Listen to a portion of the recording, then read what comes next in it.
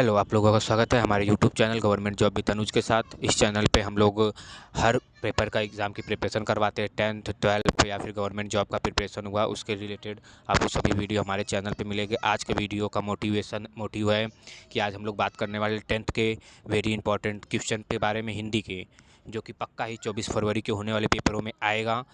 100% है, जो बच्चा इसको पढ़ के जाएगा वो बहुत अच्छे से अच्छे नंबर ला सकता है। आइए हम लोग आगे वीडियो में बात करते हैं। 24 फरवरी को हिंदी का एग्जाम देने वाले उनके लिए सबसे ज्यादा इंपॉर्टेंट है। मेरे प्यारों, जो हिंदी का एक ऐसा वायरल पेपर बताने वाला हूँ जो कि 24 फरवरी को 100% आपके एग्जाम में बनने वाला है। पूरा का पूरा कोड आप मेरे प्यार को नोट कर लो। 801 डीबी या पूरा का पूरा सोल्यूशन बताने वाला हूँ। यूट्यूब पे अब तक हजारों वीडियोस आपने देखे होगी 801 डीबी का, लेकिन सोल्यूशन कोई बता नहीं रहा है। जब तक सोल्यूशन नहीं कोई बताएगा तो लिखोगे क्या एग्जाम में। लेकिन मैं पूरा का पूरा इस वीडियो में पूरा का पूरा सोल्यूशन बताने वाला हूँ, एक प्रश्न छोड़ने वाला नहीं हूँ। और 95% इतने मिला के मेरे प्यार को दिखा देना कि इस बार का हिंदी का टॉपर आप ही हो। मेरे प्यार को 2025 में इस बार आप लोगों को टॉप करना है। और ये 70 नंबर का पेपर, तो 70 में 70 नंबर करना है। इस वीडियो को जरूर से जरूर शेयर कर देना उनके पास जो कि पेपर देने वाले 24 फरवरी को हिंदी का। एडमिट कार्ड लेकर जाना है, अनुक्रमांक और नाम यहाँ पे डाल लीजिएगा। और इस पेपर को हल करने के लिए आपके पास समय दिए जाएंगे 3 घंटे 15 मिनट का पेपर है। और इतने समय में पूरा का पूरा पेपर हल करना पड़ेगा आप लोगों को। गारंटी है कि पूरा अगर क्वेश्चन तैयार कर लोगे तो ज्यादा नहीं 2.5 घंटे के अंदर में पूरा का पूरा पेपर करके चले आओगे। नीचे जब बढ़ोगे तो निर्देश दिया गया है मेरे प्यारे बच्चों। निर्देश पढ़ना बहुत ही ज्यादा कंपलसरी है, जरूरी है, पर निर्देश जरूर जरूर पढ़ लेना। जैसे पहला निर्देश है कि प्रारंभ के 15 मिनट परीक्षार्थियों को प्रश्न पत्र पढ़ने के लिए निर्धारित है। मतलब कि 15 मिनट आपको टाइम दिया जाएगा पढ़ने के लिए और 3 घंटे में इस पेपर को सॉल्व करना होगा। दूसरा है कि प्रश्न पत्र 2 खंडों में, खंड अ तथा खंड ब में विभाजित है। यह पेपर 2 खंडों में बना है। एक तो खंड अ में, दूसरा खंड ब में। 2 खंडों में यह पेपर बना हुआ है, जिसमें से पहले आता है कि प्रश्न पत्र के खंड अ में बहुविकल्पीय प्रश्न रहेंगे, जिसमें सही विकल्प का चयन करके ओएमआर शीट पर नीले अथवा काले बॉल पॉइंट पेन से सही विकल्प वाले गोले को पूर्ण रूप से काला करें। कहने का मतलब है सिंपल कि खंड में आपको बहुविकल्पीय प्रश्न देखने को मिलेगा। कितने? 20 बहुविकल्पीय प्रश्न रहेंगे। उनका उत्तर आपको ओएमआर शीट पे देना होगा। आप नीले पेन का यूज कर सकते हैं, आप काले पेन का यूज कर सकते हैं रखने के लिए, लेकिन पेन आपका बॉल पॉइंट पेन होना चाहिए, जेल वाली पेन नहीं होना चाहिए। बस इतना बात याद रखें आप। आगे बढ़ जाते हैं। चौथा कह रहा है कि खंड अ में बहुविकल्पीय प्रश्न है तो प्रत्येक प्रश्न के लिए 1 अंक निर्धारित है। कहने का मतलब है कि जो बहुविकल्पीय प्रश्न 20 देगा तो उसने बोल रखा है ऑलरेडी कि एक प्रश्न 1 नंबर के लिए दिएगा। मतलब ओवरऑल अगर हम बात करें तो 20 प्रश्न पूछेगा आपसे 20 नंबर के लिए खंड अ में। इसके बाद अगला है कि प्रश्न पत्र के खंड अ के प्रश्न हेतु 1 घंटा तथा खंड ब के प्रश्नों को हल करने हेतु 2 घंटे का समय निर्धारित है। कहने का मतलब कि खंड अ में जो 20 ऑब्जेक्टिव क्वेश्चन पूछेगा उसको हल करने के लिए आपके पास समय कितना रहेंगे? 1 घंटा। मेरे प्यारे बच्चों 5 मिनट के अंदर में सारे के सारे ऑब्जेक्टिव क्वेश्चन कर डालोगे, क्योंकि पूरा का पूरा सोल्यूशन बताने वाला हूँ। बाकी जितना समय बचेगा पूरा का पूरा खंड ब में लगा दीजिएगा हल करने के लिए अच्छे से राइटिंग से। इसके बाद लास्ट निर्देश है कि प्रत्येक प्रश्न के सम्मुख उनके निर्धारित अंक दिए गए। मतलब हर प्रश्न के आगे आपको लिखा हुआ मिलेगा कि प्रश्न 1 नंबर का है कि 2 नंबर का है कि 4 नंबर का है कि 6 नंबर का है। जितना भी नंबर का होगा हर एक प्रश्न के आगे लिखा हुआ मिलेगा। तो मेरे प्यारों, जो निर्देश था निर्देश पढ़कर डिटेल में मैंने समझा दिया। पेपर इधर से स्टार्ट, में पेपर आप लोगों को दिखाता हूँ। देखिए मेरे प्यारों, जो पेपर यहाँ से स्टार्ट होता है, सबसे पहले आया है आप लोगों का खंड अ। और खंड अ में सबसे पहले बहुविकल्पीय प्रश्न रहने वाले हैं। मेरे प्यारों, जो देखिए पहला प्रश्न क्या है। पहला प्रश्न ये पूछा, बहुत सिंपल प्रश्न दे रखा है कि चिंतामणि के रचयिता हैं। 1 नंबर के लिए प्रश्न पूछा गया है। तो सबको मालूम है भाई कि चिंतामणि के रचयिता जो है वो आचार्य रामचंद्र शुक्ल जी हैं। कौन है? आचार्य रामचंद्र शुक्ल जी। सी वाला ऑप्शन जो है बिल्कुल राइट आंसर हो जाएगा। इसके बाद अगर हम बात करें दूसरे प्रश्न, दूसरा प्रश्न है कि पंच परमेश्वर कहानी के लेखक हैं। देखिए 1 नंबर के लिए प्रश्न ये भी है। तो पंच परमेश्वर कहानी के लेखक इन चारों ऑप्शनों में से कौन है मेरे प्यारे बच्चों? वह है आपके प्रेमचंद्र जी। कौन है? प्रेमचंद्र जी हैं। पंच परमेश्वर कहानी के लेखक कौन है? मुंशी प्रेमचंद्र जी हैं। चलिए आगे बात करते हैं। प्रश्न नंबर तीसरा देख लीजिए क्या है। प्रश्न नंबर तीसरा है कि जयशंकर प्रसाद का नाटक नहीं है। 1 नंबर के लिए प्रश्न है। तो 4 ऑप्शन दिया है, इसमें से बताना है कि जयशंकर प्रसाद का नाटक कौन नहीं है। सबको मालूम है कि लहरों के राजहंस, लहरों के राजहंस। बाकी ध्रुव स्वामिनी, चंद्रगुप्त, स्कंद गुप्त, ये तीनों जो है जयशंकर प्रसाद का नाटक है। लहरों के राजहंस जो है वो जयशंकर प्रसाद का नाटक नहीं है, इसलिए सी वाला ऑप्शन जो है बिल्कुल राइट आंसर हो जाएगा।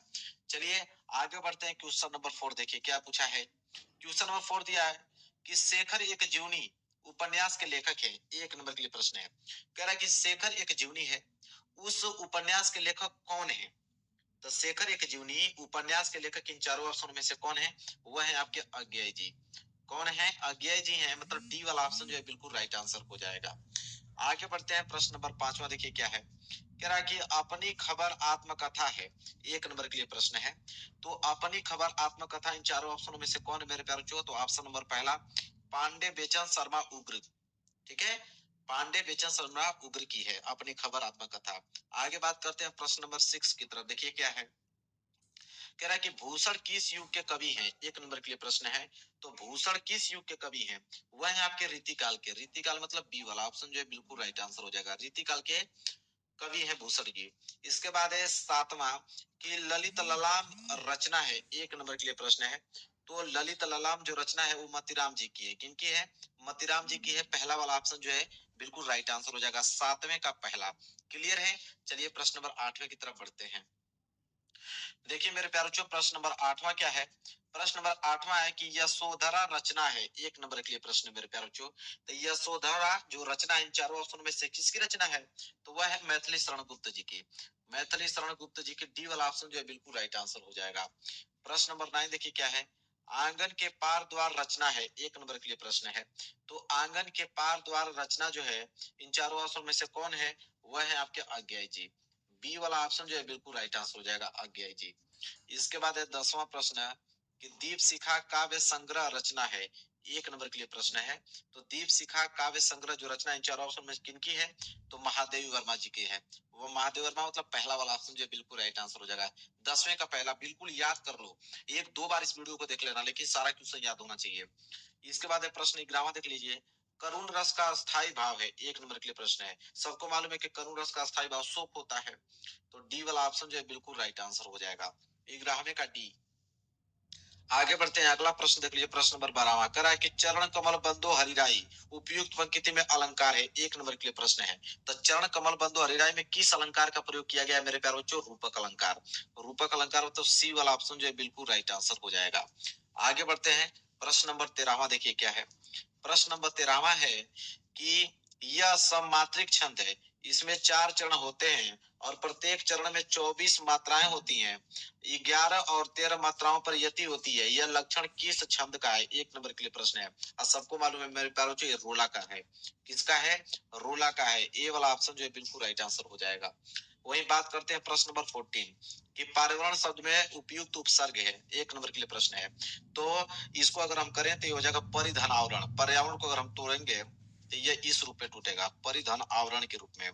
हमसे उपसर्ग पूछा है तो जो आगे जुड़ता है वही उपसर्ग कहलाता है, मतलब परी। परी का मतलब सी वाला ऑप्शन बिल्कुल राइट आंसर हो जाएगा। तो 14 का सी। क्लियर है? चलिए आगे बढ़ते क्वेश्चन नंबर 15 की तरफ। देखिए मेरे प्यारे बच्चों, क्वेश्चन नंबर 15 क्या है? 15वां प्रश्न क्या है? कह रहा है कि महानता शब्द में किस प्रत्यय का प्रयोग हुआ है? 1 नंबर के लिए प्रश्न है मेरे प्यारे बच्चों। तो देखिए अगर इसको हम तोड़ेंगे तो ये हो जाएगा महान प्लस ता के रूप में टूटेगा। तो उपसर्ग का मतलब होता है जो आगे जुड़ता है, और प्रत्यय का मतलब होता है जो लास्ट में जुड़ता है। तो प्रत्यय हमसे पूछा मतलब ता, मतलब बी वाला ऑप्शन जो है बिल्कुल राइट आंसर हो जाएगा। इसके बाद हम बात करते हैं प्रश्न नंबर 16वें की तरफ। प्रश्न 16वां है कि सुख दुख में समास है, 1 नंबर के लिए प्रश्न है। देखिए सुख और बीच में आया है योजक चिन्ह। योजक चिन्ह का मतलब होता है, इसका मतलब होता है और। अगर इसको हम तोड़ेंगे तो ये हो जाएगा कि सुख और दुख। जब भी योजक चिन्ह आ जाए आंख बंद करके द्वंद्व समास पे क्लिक करना है आपको। डी वाला ऑप्शन जो बिल्कुल राइट आंसर हो जाएगा। क्लियर है? चलिए आगे बढ़ते हैं, प्रश्न नंबर 17वां देखिए क्या है। निम्नलिखित में से अग्नि का परिवाची नहीं है, 1 नंबर के लिए प्रश्न है। तो अग्नि का परिवाची शब्द इन चारों ऑप्शनों में से कौन नहीं है? सबको मालूम है अनिल। अनिल जो है अग्नि का परिवाची शब्द नहीं, बाकी अनल, पावक, ज्वाला, दहन ये सब अग्नि का परिवाची शब्द है। आगे बात करते हैं, प्रश्न नंबर 18वां क्या है। अध्यापक द्वारा कक्षा का जायजा लिया, वाक्य में प्रयुक्त वाच्य है। ठीक है, तो अध्यापक द्वारा कक्षा का जायजा लिया गया, तो इसमें बताना है कि वाच्य कौन है। वाक्य में प्रयुक्त वाच्य पूछा है मेरे प्यारे बच्चों। तो इसमें जो है मेरे प्यारे बच्चों वो कर्म वाच्य है। बी वाला ऑप्शन जो है बिल्कुल राइट आंसर हो जाएगा 18वें का। बात करते हैं प्रश्न नंबर 19। यह मेरा पसंदीदा रेस्तरा है। ठीक है, तो यह मेरा पसंदीदा रेस्तरा है। तो यह मेरा पसंदीदा रेस्तरा, अब यह के नीचे अंडरलाइन किया गया। अब बताना कि यह जो है वह है क्या। तो मेरे प्यार जो यह जो है वह सर्वनाम, निश्चयवाचक, पुल्लिंग और एक वचन है। तो बी वाला ऑप्शन जो है बिल्कुल राइट आंसर हो जाएगा, 19वें का बी। बात करते हैं लास्ट प्रश्न 20वें की तरफ। 20वां है कि तद जो है स्त्रीलिंग शब्द का अगर हम सप्तमी विभक्ति बहुवचन का रूप देखेंगे तो क्या होगा। 1 नंबर के लिए ऊपर वाला भी प्रश्न 1 नंबर का था, ठीक है। तो कह रहा है कि तद स्त्रीलिंग है, अगर इसका हम सप्तमी व्यक्ति बहुवचन रूप देखें तो क्या होगा, वो हो जाएगा तासु। क्या होगा मेरे प्यारो, तासु हो जाएगा। बी वाला ऑप्शन जो बिल्कुल राइट आंसर हो जाएगा। तो खंड अ में 20 बहुविकल्पीय प्रश्न था और 20 बहुविकल्पीय प्रश्नों का मैंने उत्तर बता दिया है और 20 में 20 नंबर बिल्कुल आपका सही होना चाहिए। क्लियर है। चलिए आगे बढ़ते हैं मेरे प्यारो। जो प्रश्न अब प्रश्न 21वां और वहां से स्टार्ट होगा खंड ब। मैं दिखाता हूं आपको। देखिए खंड ब स्टार्ट हो गया ना। खंड ब में आपके वर्णनात्मक प्रश्न रहेंगे। कितने नंबर के लिए, 50 नंबर का वर्णनात्मक प्रश्न दिया गया है। देखिए प्रश्न 21वां यहाँ से स्टार्ट है कि निम्नलिखित गद्यांशों में से किसी एक का गद्यांश पर आधारित सभी प्रश्नों के उत्तर दीजिए। गद्यांश पूछा है प्रश्न 21वां और गद्यांश देखिए 6 नंबर आपको मिलेगा। 3 प्रश्न होते हैं, 2-2 नंबर के हिसाब से 6 नंबर दिया जाएगा। और गद्यांश देखिए इस पेपर में 2 दिया है। एक तो क वाला दिया है, कह रहा है कि क वाला कीजिए। क वाला अगर नहीं आप कर पाते हो तो कोई दिक्कत नहीं है, अथवा करके आपको ख वाला दिया है। तो दोनों में से कोई एक ही करना है। मैं दोनों का आंसर बताऊंगा, जो आसान लगेगा उसको याद करके एग्जाम में जाइएगा। तो मैं क वाला का पहले बताता हूँ। देखिए क वाला क्या है कि अश्वारोही पास आया। ममता ने रुक रुक कर कहा कि मैं नहीं जानती कि वह शहंशाह था या साधारण मुगल, पर एक दिन इसी झोपड़ी के नीचे वह रहा। मैंने सुना था कि वह मेरा घर बनवाने की आज्ञा दे चुका था। मैं आजीवन अपनी झोपड़ी के खोदे जाने के डर से भयभीत रही। भगवान ने सुन लिया, मैं आज इसे छोड़े जाती हूँ। अब तुम इसका मकान बनाओ या महल, मैं अपने चिर विश्राम गृह में जाती हूँ। यह है गद्यांश और इस गद्यांश के नीचे 3 प्रश्न है। पहला है कि उपयुक्त गद्यांश का संदर्भ लिखिए। 2 नंबर आपको मिलेगा इस संदर्भ में। चलिए पूरा का पूरा सलूशन बता रहा हूँ। देखिए मैं लिख के लेके आया भी हूँ। Class 10 Hindi paper solution 801 DB। ठीक है। देखिए प्रश्न 21वें का क और क का पहला वाला प्रश्न का उत्तर, उसमें है संदर्भ। ठीक है। देखिए संदर्भ कैसे लिखोगे कि प्रस्तुत गद्यांश हमारी पाठ्य पुस्तक हिंदी के गद्य खंड में संकलित ममता नामक कहानी से लिया गया है और इसके लेखक जयशंकर प्रसाद जी हैं। मतलब ये जो गद्यांश है वो ममता नामक कहानी से लिया गया है, ममता चैप्टर से लिया गया है और इसके जो लेखक है जयशंकर प्रसाद जी हैं। बस इतना लिखना है और 2 नंबर आपको एग्जामिनर दे देगा। इसके बाद अगर हम बात करें दूसरे प्रश्न को लेकर, ये दूसरा प्रश्न है कि गद्यांश के रेखांकित अंश की व्याख्या कीजिए। 2 नंबर मिलेगा। जहां तक अंडरलाइन किया गया है कि मैं आजीवन अपनी झोपड़ी के खोदे जाने के डर से भयभीत रही। भगवान ने सुन लिया, मैं आज इसे छोड़े जाती हूँ। अब तुम इसका मकान बनाओ या महल, में अपने चिर विश्राम गृह में जाती हूँ। तो पूरा का व्याख्या हमें बताना पड़ेगा जहां तक अंडरलाइन किया गया है। तो देखिए व्याख्या लिखेंगे कि प्रस्तुत गद्यांश में लेखक जयशंकर प्रसाद जी कहते हैं, क्या कहते हैं कि जब घुड़सवार ममता के पास आकर रुका तो ममता ने उस घुड़सवार से बताया कि मैं यह नहीं जानती कि वह व्यक्ति कौन था, लेकिन मैंने सुना था कि वह व्यक्ति अपने अधिकारियों को यह आदेश दे रहा था, यह होगा दे रहा था कि झोपड़ी को तोड़कर एक अच्छा सा मकान बनवा दिया जाए। मैंने जिस दिन से उसकी यह बात सुनी थी तब से अपनी झोपड़ी के टूटने के डर से भयभीत रही।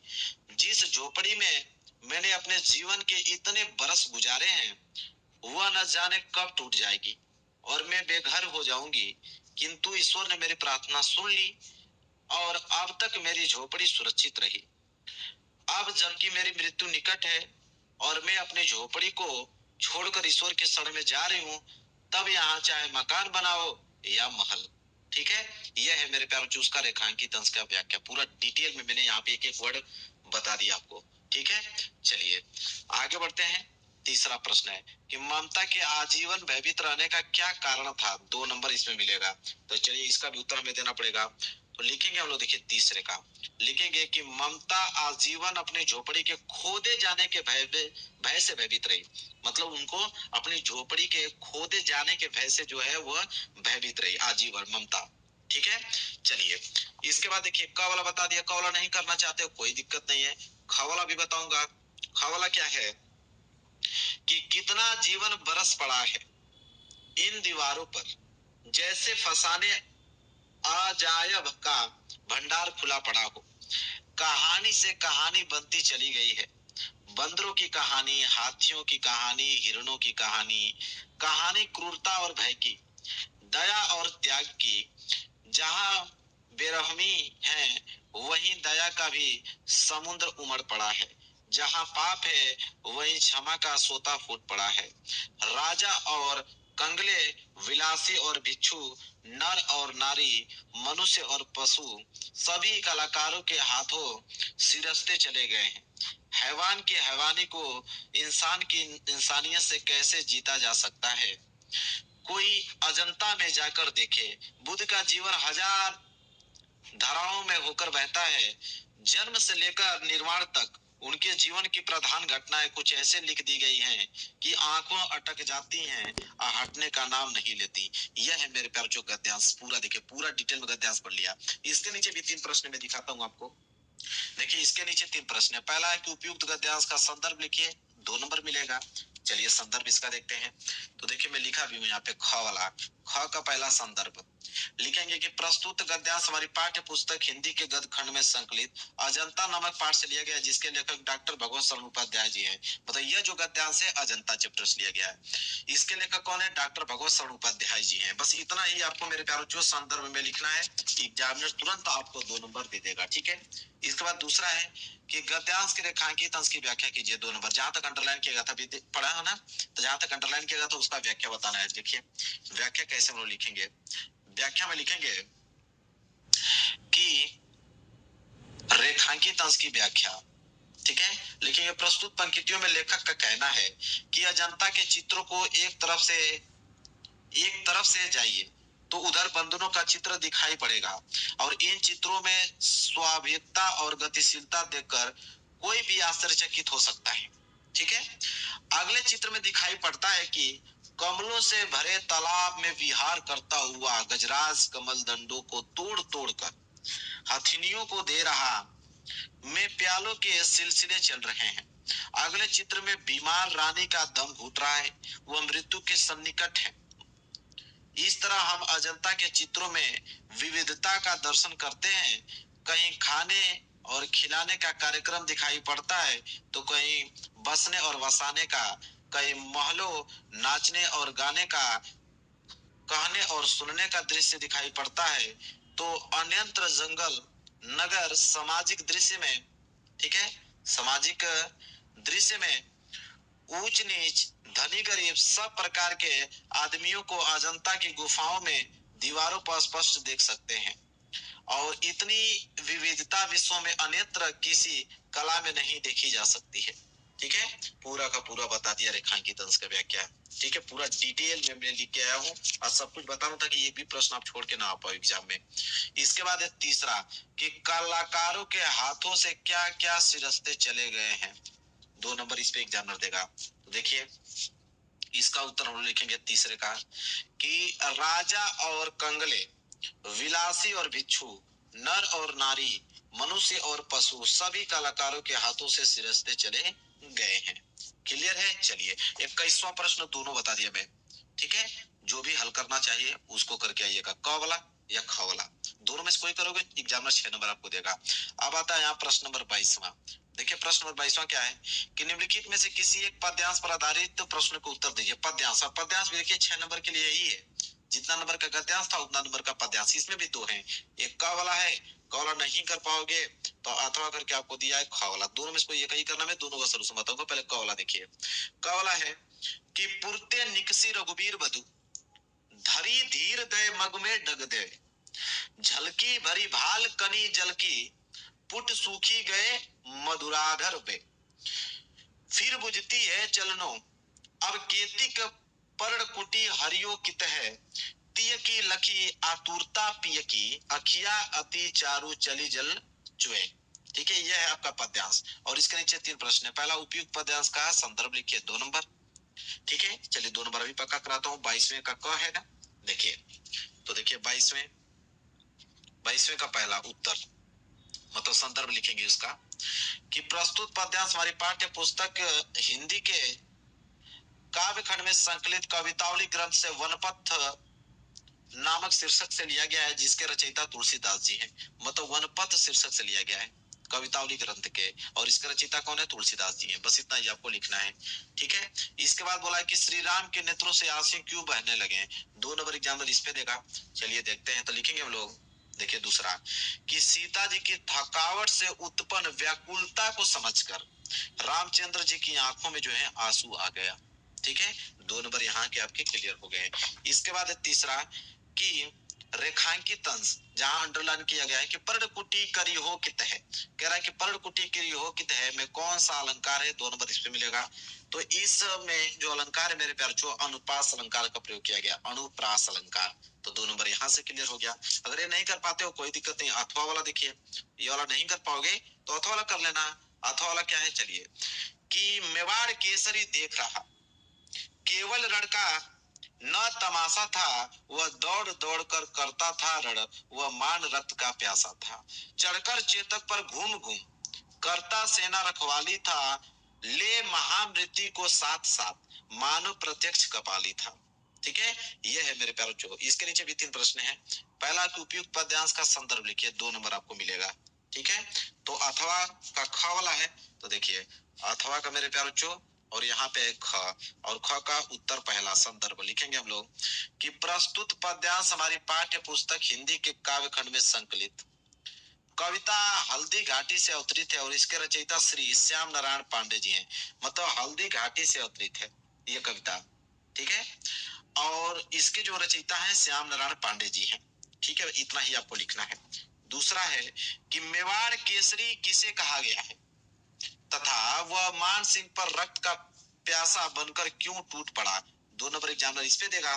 तो चलिए इसका भी हम लोग उत्तर लिखेंगे कि मेवाड़ केसरी अर्थात महाराणा प्रताप केवल हल्दी घाटी के भीषण युद्ध का तमाशा नहीं देख रहे थे, अपितु वह दौड़ दौड़ कर युद्ध भी कर रहे थे। उनके भीषण युद्ध को देखकर ऐसा लग रहा था जैसे वह मेवाड़ के सम्मान की रक्षा के लिए अकबर के सेनापति मान सिंह के खून के प्यासे थे। यह है उसका मेरे प्यारे बच्चों जो प्रश्न पूछा था कि मेवाड़ केसरी किसे कहा गया है तथा वह मानसिंह पर रक्त का प्यासा बनकर क्यों टूट पड़ा, पूरा का पूरा आंसर मैंने बता दिया। फिर रेखांकित अंश में प्रयुक्त अलंकार का नाम लिखिए, मतलब कि ले महामृत्यु को साथ साथ मानव प्रत्यक्ष कपाली था, मतलब इसमें किस अलंकार का प्रयोग किया गया है। ठीक है, तो लिखेंगे हम लोग कि इसमें अलंकार की अगर बात करें तो मुक्तक, पुनरुक्ति प्रकाश और उत्प्रेक्षा तथा अतिशयोक्ति अलंकार का प्रयोग किया गया है। क्लियर है, चलिए 22वें का मैंने क और ख दोनों बता दिया। ठीक है, क वाला भी बता दिया, इधर ख वाला बता दिया। चलिए प्रश्न 23 की तरफ बढ़ते हैं। देखिए अगला प्रश्न है प्रश्न नंबर 23वां। प्रश्न नंबर 23वां क्या है, दिए गए संस्कृत गद्यांश में से किसी एक का संदर्भ सहित हिंदी में अनुवाद कीजिए। अब इस संस्कृत का गद्यांश देखिए कितने नंबर के लिए दिया गया, 5 नंबर के लिए। इसमें भी आपको क वाला दिया है, क वाला नहीं कर पाओगे तो अथवा करके ख वाला दिया है। तो क कीजिए या ख कीजिए, दोनों में से कोई एक ही करना है। चलिए पहले क वाला का देखते हैं। तो देखिए ऐसा नगरी भारतीय संस्कृति वाला ये है, और ये जो आप देख रहे हो संस्कृत का गद्यांश, इसका हमें संदर्भ सहित हिंदी में अनुवाद करना है। तो 2 नंबर संदर्भ में, 3 नंबर हिंदी के अनुवाद में। तो 23वें का क देखते हैं। तो 23वें का क में सबसे पहले हम लोग देखिए 23वें का क में सबसे पहले संदर्भ लिखेंगे, फिर नीचे हिंदी अनुवाद देखेंगे, 5 नंबर हो जाएगा। तो पहले संदर्भ देखते हैं कि प्रस्तुत गद्यांश हमारी पाठ्य पुस्तक हिंदी के संस्कृत खंड में संकलित वाराणसी पाठ से उद्धृत है, मतलब वाराणसी चैप्टर से लिया गया है। और हिंदी अनुवाद हेडिंग डाल के लिखेंगे, उसका अनुवाद हम करने वाले हैं। देखिए कि यह नगरी भारतीय संस्कृति और संस्कृति भाषा का केंद्र स्थल है, यहीं से संस्कृत साहित्य और संस्कृति का प्रकाश जो है सभी जगह फैला है। मुगल यूरोज दारासिकों ने यहाँ आकर भारतीय दर्शन शास्त्रों का अध्ययन किया था, वह उनके ज्ञान से इतना प्रभावित हुआ था कि उसने इन उपनिषदों का अनुवाद जो है फारसी भाषा में करवाया। यह है हिंदी में अनुवाद। ठीक है, तो यहाँ से हो गया आपका बिल्कुल क्लियर मेरे प्यारे बच्चों। अगर कवला नहीं करना चाहते कोई नहीं, अथवा करके खवला दिया है कि नागरिक बहुकाल्यम यावत, ये वाला। ठीक है, तो वो नहीं करना चाहते हो तो इसको कर लेना। ठीक है, तो इसका मैं आंसर बता देता हूँ। देखिए अथवा वाला है ना, तो इसका भी हमें क्या करना पड़ेगा, संदर्भ सहित हिंदी में अनुवाद बताना पड़ेगा, और एग्जामिनर आपको 5 नंबर दे देगा। तो देखिए ख वाला है ना, ख वाला का सबसे पहले आप संदर्भ लिखोगे, क्या लिखोगे कि प्रस्तुत गद्यांश हमारी पाठ्य पुस्तक हिंदी के संस्कृत खंड में संकलित प्रभुत्व ग्रामीण पाठ से उद्धृत है, मतलब प्रभुत्व ग्रामीण चैप्टर से लिया गया है। हिंदी के अनुवाद की अगर हम बात करें तो लिखेंगे कि नागरिक बहुत देर तक सोचता रहा लेकिन पहेली का उत्तर देने में असमर्थ नहीं हुआ, तो ग्रामीण से कहा मैं इस पहेली का उत्तर नहीं जानता। यह सुनकर ग्रामीण ने कहा कि यदि तुम उत्तर नहीं जानते हो तो मुझे 10 रुपए दे दो। अतः मलिन मुख वाले नागरिक ने शर्त के अनुसार 10 रुपए दे दिए। ये उसका हिंदी अनुवाद हो गया। प्रश्न 23 पूरा कंप्लीट। क वाला बता दिया, ख वाला बता दिया। जो आपको आसान लगेगा उसको याद करके जाइएगा एग्जाम में, ठीक है। आगे बात करते हैं प्रश्न नंबर 24। प्रश्न नंबर 24 क्या है कि नीचे दिए गए पद्यांश में से किसी एक का पद्यांश संदर्भ सहित हिंदी में अनुवाद कीजिए। तो पद्यांश दिया गया है, संदर्भ सहित हिंदी में अनुवाद करना है। तो इसमें भी क वाला दिया है, क वाला नहीं कर पाओगे तो अथवा करके ख वाला दिया है। तो क वाला है कि सर्वे भवन्ति सुखिनम सर्वे सन्तु निरामया सर्वे भद्राणु पश्यन्तु मा कश्चित् दुःखभाग् भवेत्, ठीक है। तो यह है आप लोगों का पद्यांश और इसका संदर्भ सहित हिंदी में अनुवाद करना है। तो पहले 24 का हम लोग क वाला देखेंगे, इसके बाद हम अथवा वाला देखेंगे। देखिए 24 का क संदर्भ लिखेंगे कि प्रस्तुत श्लोक हमारी पाठ्य पुस्तक हिंदी के संस्कृत खंड के भारतीय संस्कृति नामक पाठ से उद्धृत है और इस श्लोक के माध्यम से कवि ने संसार के कल्याण की कामना की है। मतलब भारतीय संस्कृति चैप्टर्स लिया गया है और इस श्लोक के माध्यम से कवि ने क्या किया है, संसार के कल्याण की कामना किया हुआ है। अब इसका हिंदी में अनुवाद देखेंगे। सर्वे भवन्तु सुखिनम सर्वे सन्तु निरामया सर्वे भद्राणु पश्यन्तु मा कश्चित् दुःखभाग् भवेत्। इसका हम हिंदी अनुवाद देखेंगे। तो हिंदी अनुवाद देखिए क्या है कि संसार में सब सुखी हो, सर्वे भवन्तु सुखिनम मतलब सभी सुखी हो, सर्वे सन्तु निरामया मतलब सभी निरोग हो, सभी कल्याण को देखें, कोई दुख का भागी न हो। यह इसका हिंदी अनुवाद। अगर ये नहीं करना चाहते हो तो अथवा वाला कर लीजिए। माता गुरुतरा भूमि, ठीक है, ये वाला कर दीजिए, ख वाला। तो मैं बता देता हूँ इसका भी संदर्भ से हिंदी में अनुवाद, इसका भी संदर्भ से हिंदी में अनुवाद बता देता हूँ। दोनों में से जो आपको आसान लगेगा उसको याद करके जाइएगा। देखिए अथवा वाला, अथवा का ख सबसे पहले लिख देखेंगे संदर्भ, लिखेंगे कि प्रस्तुत श्लोक हमारी पाठ्य पुस्तक हिंदी के संस्कृत भाग के जीवन सूत्राणु नामक पाठ से उत्तरित है। मतलब जीवन सूत्राणु चैप्टर्स लिया गया, सिंपल। इसके बाद इसका हिंदी अनुवाद हम देखेंगे तो लिखेंगे कि माता पृथ्वी से भी अधिक भारी है, पिता आकाश से भी अधिक ऊंचा है, मन वायु से भी अधिक शीघ्र चलने वाला है, जिनको मतलब तिनको से भी बहुत अधिक चिंता है। यह उसका हिंदी अनुवाद देख लिया आपके सामने, पूरा नोट कर लीजिए। क्लियर है मेरे प्यारो बच्चों? चलिए आगे बढ़ते हैं। प्रश्न नंबर 24वां क्लियर हो गया। प्रश्न नंबर 25वें की तरफ देखिए। अगला है प्रश्न नंबर 25वां। प्रश्न नंबर 25वां क्या है कि अपने पठित खंड काव्य के आधार पर निम्नलिखित प्रश्नों में से किसी एक प्रश्न का उत्तर दीजिए। अब ये खंड काव्य आ गया। खंड काव्य देखिए 3 नंबर के लिए दिया गया है। अब खंड काव्य मेरे प्यारे बच्चों जो है वो जिला वाइज आता है और जिला वाइज ही आपको करना है कि आपके डिस्ट्रिक्ट में जो पूछा जाता है वही करना होगा। कोई दूसरा कर दोगे 1 नंबर एग्जामिनर नहीं देगा। तो जाके आप देख लीजिए कि आपके डिस्ट्रिक्ट में कौन सा खंड काव्य पूछा जाता है, वही करना। वैसे खंड काव्य तो बहुत सारे हैं, एक मुक्ति दूत है, ज्योति जवाहर है, फिर इधर आपके देखिए अग्र पूजा है। अग्र पूजा के बाद नीचे देखिए बढ़ेंगे हम लोग मेवाड़ मुकुट, इसके बाद है जय सुभाष, इसके बाद है मेरे पास जो मातृभूमि, इसके बाद है यहाँ पे मातृभूमि हो गया, इसके बाद है कर्ण। तो इतने सारे मेरे प्यार बच्चों हैं, ठीक है। और मैं दिखा देता हूँ इस साइड और दिया होगा। इसके बाद देखिए क्या है मेरे प्यार बच्चों, कर्मवीर है, ठीक है, कर्मवीर भरत, इसके बाद तुमुल है। तो बहुत सारे हैं, लेकिन आपके डिस्ट्रिक्ट में जो पूछा जाता है, आपके जो जिला में पूछा जाता है वही आपको करना है, देख लीजिएगा। इसके बाद आगे बढ़ेंगे प्रश्न नंबर 26। 26 का क।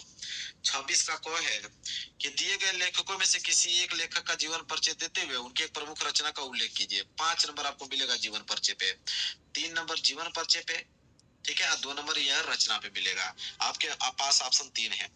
आचार्य रामचंद्र शुक्ल जी, डॉक्टर भगवत शरण उपाध्याय जी, जयशंकर प्रसाद जी। इन तीनों लोगों में से किसी एक का ही आपको जीवन परिचय लिखना है। 5 नंबर एग्जामिनर आपको दे देगा। तो चलिए मैं आपको बता देता हूँ यहाँ पे जयशंकर प्रसाद जी का। चलिए नोट कीजिए जयशंकर प्रसाद जी का जीवन परिचय। तो देखिए कैसे लिखोगे, देखिए 26 का क, हेडिंग डालोगे जीवन परिचय, लिखोगे कि हिंदी साहित्य के महान कवि, नाटककार, कहानीकार एवं निबंधकार श्री जयशंकर प्रसाद जी का जन्म जो है 1889 ईस्वी में काशी के प्रसिद्ध सुगनी साहू परिवार में हुआ था। इनके पिता बाबू देवी प्रसाद काशी के प्रतिष्ठित और धनाय व्यक्ति थे, मतलब कि बहुत ज्यादा उनके पास धन था, ठीक है। इनकी प्रारंभिक शिक्षा घर पर ही हुई तथा स्वाध्याय से ही उन्होंने अंग्रेजी, संस्कृत, उर्दू, फारसी का श्रेष्ठ ज्ञान प्राप्त किया और साथ ही वेद, पुराण, इतिहास, दर्शन आदि का भी गहन अध्ययन किया। माता पिता तथा बड़े भाई की मृत्यु हो जाने पर इन्होंने व्यवसाय और परिवार का उत्तरदायित्व संभाला ही था कि युवावस्था के पूर्व ही भाभी और एक के बाद दूसरी पत्नी की मृत्यु से इनके ऊपर विपत्तियों का पहाड़ ही टूट पड़ा, ठीक है। इसके बाद लिखेंगे कि फलस्वरूप इसके बाद वैभव के पालने में झूलता इनका परिवार ऋण के बोझ से दब गया। इनको विषम परिस्थितियों से जीवन भर संघर्ष करना पड़ा, लेकिन इन्होंने हार नहीं मानी और निरंतर साहित्य सेवा में लगे रहे। क्रमशः प्रसाद जी का शरीर चिंताओं से जर्जर होता गया। अंत में यह क्षय रोग से ग्रस्त हो गए और 14 नवंबर सन 1937 ईस्वी को केवल 48 वर्ष की आयु में हिंदी साहित्यकाश में रिक्तता उत्पन्न करते हुए उन्होंने इस संसार से क्या किया, विदा ले ली। ठीक है, उनकी रचनाएं अगर बात करें तो ध्रुव स्वामिनी, कामना, जय राजश्री, जन्मेजय का नागे, स्कंद गुप्त, अजातशत्रु की इंपोर्टेंट रचनाएं हैं। बस ऐसे लिखना है, 5 नंबर एग्जाम आपको दे देगा। क्लियर है मेरे प्यारे बच्चों? चलिए आगे बढ़ते हैं, अगला प्रश्न देखते हैं। अगला प्रश्न है 26 का ख। देखिए 26 का ख क्या है। 26 का ख कि दिए गए कवियों में से किसी एक कवि का जीवन परिचय देते हुए उनके प्रमुख रचना का उल्लेख कीजिए। कवि का जीवन परिचय है, 5 नंबर इस पे मिलेगा, 3 नंबर जीवन परिचय पे, 2 नंबर रचना पे। और आपके पास ऑप्शन 4 है, गोस्वामी तुलसीदास, रसखान जी, सुमित्रानंद पंत, मैथिली शरण गुप्त जी हैं। ठीक है, तो मैं यहाँ मेरे प्यार जो मैथिली शरण गुप्त जी का मैं आप लोगों को बता देता हूँ जीवन परिचय। देखिए नोट कीजिए, मैथिली शरण गुप्त जी का जीवन परिचय। तो खा वाला लिखिए, जीवन परिचय हेडिंग डाल के लिखिएगा कि राष्ट्र कवि मैथिली शरण गुप्त हिंदी काव्य जगत के अनुपम रत्न हैं। इनका जन्म सन 1886 में चिरगांव मतलब झांसी में हुआ था। इनके पिता सेठ रामचरण गुप्त बड़े ही धार्मिक, काव्य प्रेमी और निष्ठावान व्यक्ति थे। पिताजी के संस्कार पुत्र को पूरी तरह प्राप्त थे। बाल्यावस्था में ही एक छप्पे की रचना कर इन्होंने अपने पिता से सुकव कवि होने का आशीर्वाद प्राप्त किया था। इनकी शिक्षा का विधिवत प्रबंध घर पर ही किया गया, जहां उन्होंने क्या किया, अंग्रेजी, संस्कृत और हिंदी का अध्ययन किया। इनकी आरंभिक रचनाएं जो हैं कलकत्ता में, वर्तमान में उन्हें हम कोलकाता कहते हैं, से प्रकाशित होने वाले वैश्य प्रकारक पत्र में छपती थी।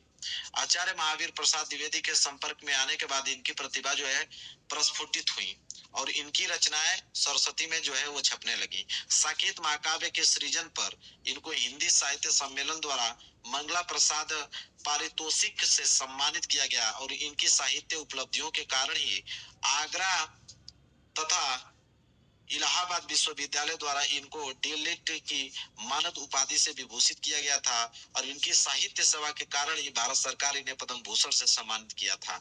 यह राज्यसभा के लिए 2 बार मनोनीत किए गए। जीवन के अंतिम समय तक ये साहित्य सृजन करते रहे और सरस्वती का यह महान साधक 12 दिसंबर 1964 ईस्वी को पंच तत्वों में विलीन हो गया। ठीक है, रचनाएं भारत भारती, रंग में भंग, पंचवटी, 3 लिख दीजिएगा, आपको नंबर मिल जाएगा पूरा का पूरा। ठीक है, क्लियर है मेरे प्यारे बच्चों? चलिए आगे बढ़ते हैं, अगला प्रश्न देखते हैं। प्रश्न नंबर क्या है अगला, 27वां। देखिए प्रश्न नंबर 27वां क्या है। तो प्रश्न नंबर 27 है कि अपनी पाठ्य पुस्तक में से कंठस्थ कोई एक श्लोक लिखिए जो इस प्रश्न पत्र में न आया हो। 2 नंबर आपको मिलेगा। एक श्लोक ऐसा लिखना है जो इस पेपर में न आया हो। तो मैं एक श्लोक आपको बता देता हूँ, देखिए नोट कर लीजिए, ये है आपका श्लोक। ठीक है, 2 लाइन का है, 2 लाइन का श्लोक उतार दीजिए, एग्जामिनर आपको 2 नंबर दे देगा। ठीक है मेरे प्यारे बच्चों, आगे बढ़ते हैं प्रश्न नंबर 28वें की तरफ। क्या है कि निम्नलिखित में से किन्हीं 2 प्रश्नों का उत्तर संस्कृत में दीजिए। 2 नंबर एग्जामिनर देगा आपको। 4 प्रश्न हैं, इन चारों प्रश्नों में से किन्हीं 2 ही प्रश्नों का उत्तर देना है। ठीक है, तो मैं पहले का, दूसरे का, तीसरे का 3 बता देता हूँ, 2 ही आपको देना है। तो जो आसान लगेगा उसको कर लीजिएगा। देखिए पहले वाला का है, ये दूसरे वाला का है, ये तीसरे वाला का है। वीरा वीरेन पूजते पदेन वीणा पत्र दूर में आती, चंद्रशेखर प्रसिद्ध क्रांतिकार देशभक्त च आसित। तीनों का तीनों मैंने बता दिया और नोट के लिए 2 ही करना होगा, 2 ही आपको एग्जाम में करना पड़ेगा। अब प्रश्न नंबर 29वां कि निम्नलिखित में से किसी एक विषय पर निबंध लिखिए। 7 नंबर आपको मिलेगा मेरे प्यारे बच्चों। ठीक है, तो यहाँ पे देश प्रेम है, आतंकवाद की समस्या और समाधान, प्रदूषण और मानव जीवन, आजादी का अमृत महोत्सव। 4 आपके पास ऑप्शन है। मैं देश प्रेम पे आप लोगों को निबंध बता देता हूँ कैसे लिखना है। 7 नंबर आप लोगों को भी क्लियर कराता हूँ। देखिए देश प्रेम पर निबंध, सबसे पहले रूपरेखा हेडिंग डालोगे। रूपरेखा में लिखोगे प्रस्तावना, स्वदेश का अर्थ, स्वदेश प्रेम का वास्तविक स्वरूप, चौथा है स्वदेश प्रेम के उदाहरण और 5वां है उपसंहार। 5 हेडिंग डाल के आपको लिखना है। तो पहला हेडिंग डालेंगे आप प्रस्तावना। लिखोगे प्रस्तावना में कि यहाँ पे कि माता और जन्मभूमि की गरिमा स्वर्ग से बढ़कर है। जिस धरती की गोद में हमारे शरीर का पालन पोषण हुआ है, उसके प्रति लगाव होना स्वाभाविक है। अपने देश के लिए हमें कुछ न कुछ त्याग अवश्य करना चाहिए। सच्चा सुख तो उसी मनुष्य को मिलता है जिसके हृदय में देश का प्रेम सागर लहराया करता है। यह प्रस्तावना में लिखना है। इसके बाद स्वदेश प्रेम का अर्थ हेडिंग डाल के लिखना है इसमें कि स्वदेश प्रेम से तात्पर्य देश के लिए मर मिटना ही नहीं, बल्कि अपनी सेवा द्वारा देश की आर्थिक, सामाजिक, सांस्कृतिक आदि विभिन्न पक्षों का विकास करना भी है।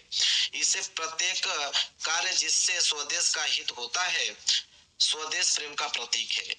जो व्यक्ति जिस पद पर है, यदि वह वहां पर देश के हित का काम करे तो देश उन्नति भी होगा। ठीक है, इसके बाद हम लोग हेडिंग डालेंगे स्वदेश प्रेम का वास्तविक स्वरूप। लिखेंगे स्वदेश प्रेम हमें अपने देश को आगे बढ़ाने तथा दूसरे देशों से अपनी रक्षा करने के लिए ढाल का काम करता है। ठीक है, वह हमें त्याग एवं बलिदान का पाठ पढ़ाता है। देश की सुरक्षा के साथ वहां की सामाजिक और सांस्कृतिक सुरक्षा की ओर ध्यान दिलाता है। इसके बाद लिखेंगे स्वदेश प्रेम का उदाहरण। सीमा पर सैनिकों का शहीद होना स्वदेश प्रेम का उदाहरण है। खेत में काम करते हुए देश की खाद्यान्न व्यवस्था को उच्च बनाए रखना किसानों का स्वदेश प्रेम है। अपने देश की आजादी को बरकरार रखने में मदद करना स्वदेश प्रेम है। एक साहित्यकार द्वारा अपनी रचनाओं द्वारा लोगों में साहस भरना स्वदेश प्रेम का उदाहरण है। लास्ट हेडिंग रहेगी हमारा उपसंहार, और उपसंहार में हम लोग लिखेंगे कि आज हमारे देश में स्वतंत्र है। सदियों गुलामी के बाद हमें आजादी मिली है। हमें इस आजादी को अपने आने वाले पीढ़ियों के लिए सुख और समृद्धि का स्रोत बनाना चाहिए। यह तभी संभव है जब प्रत्येक नागरिक में स्वदेश प्रेम की भावना जाए, जिससे हम आजाद सदियों तक रह सके। क्लियर है मेरे प्यारे बच्चों? चलिए आगे बढ़ते हैं। 30वां प्रश्न देखिए क्या है। 30वां है कि रेलवे के महाप्रबंधक को एक शिकायती पत्र लिखिए जिसमें टिकट निरीक्षक द्वारा किए गए अभद्र व्यवहार का उल्लेख हो। ये नहीं करना चाहते हो तो अथवा करके दिया है कि राज्य परिवहन निगम के मुख्य प्रबंधक को बस चालक के अप्रशंसनीय व्यवहार का उल्लेख करते हुए शिकायती पत्र लिखिए। तो चलिए मेरे प्यारे बच्चों, मैं बता देता हूँ आप लोगों को कि राज्य परिवहन निगम के मुख्य प्रबंधक को बस चालक के अप्रशंसनीय व्यवहार का उल्लेख करते हुए शिकायती पत्र। ठीक है, तो चलिए देखिए, नोट कीजिए कैसे लिखेंगे हम लोग। यहाँ पे सबसे पहले लिखेंगे हम लोग कि मुख्य प्रबंधक, दिनांक डाल दीजिएगा। यहाँ पे लिखेंगे कि सेवा में मुख्य प्रबंधक राज्य परिवहन निगम, फिर से लिखेंगे कि किसके बारे में हम लोग लिख रहे हैं, तो लिखेंगे बस चालक के अप्रशंसनीय व्यवहार के संबंध में। ठीक है, इसके बाद हम डालेंगे महोदय या महोदय, आप डाल सकते हो। कामा लगाने के बाद लिखेंगे हम लोग यहाँ पे कि मैं, ठीक है, मैं, और आपका नाम यहाँ पे होना चाहिए। ठीक है, फिर आपका पता होना चाहिए कि मैं मतलब मैं, मेरा नाम जो है आप लिख दीजिएगा, आपका पता जो है, फिर का निवासी हूँ। मैं आपको सूचित करना चाहता हूँ कि हाल ही में, आप यहाँ पे डेट लिख दीजिएगा। इतना को बस संख्या, यहाँ पे कोई बस संख्या लिख दीजिएगा। बस संख्या में यात्रा की थी और इस यात्रा के दौरान बस चालक ने यात्रियों के साथ अत्यंत असभ्य व्यवहार किया। उन्होंने यात्रियों को उचित तरीके से नहीं समझाया और समय पर बस नहीं चलाई। मैं आपसे निवेदन करता हूं कि इस मामले की जांच की जाए और उचित कार्रवाई की जाए। ठीक है, और यहाँ पे आपका नाम होना चाहिए और आपका संपर्क नंबर होना चाहिए। तो नंबर नहीं लिखना है आप लोगों को, यहाँ पे 96 48 कुछ ऐसे लिख कर जो भी है, फिर यहाँ पे एक्स बना दीजिएगा। ठीक है, और आपका नाम यहाँ पे मेरे पास XYZ लिख दीजिएगा। हिंदी का है तो क ख ग लिख दीजिएगा। क्लियर है? चलिए, तो पूरा का पूरा सॉल्यूशन मेरे प्यारे बच्चों में आप लोगों को बता दिया इसका, और ये पेपर हो गया यहाँ पे पूरा का पूरा समाप्त। 801 DB इसको तैयार कर लीजिए मेरे प्यारे बच्चों, गारंटी ये पेपर आने वाला है। पूरा 70 में 70 नंबर लेकर आओगे। वीडियो को लाइक कर देना, चैनल पर नए हो तो चैनल को जरूर सब्सक्राइब कर लेना। मिलेंगे एक प्यारे से नेक्स्ट वीडियो में, तब तक के लिए धन्यवाद।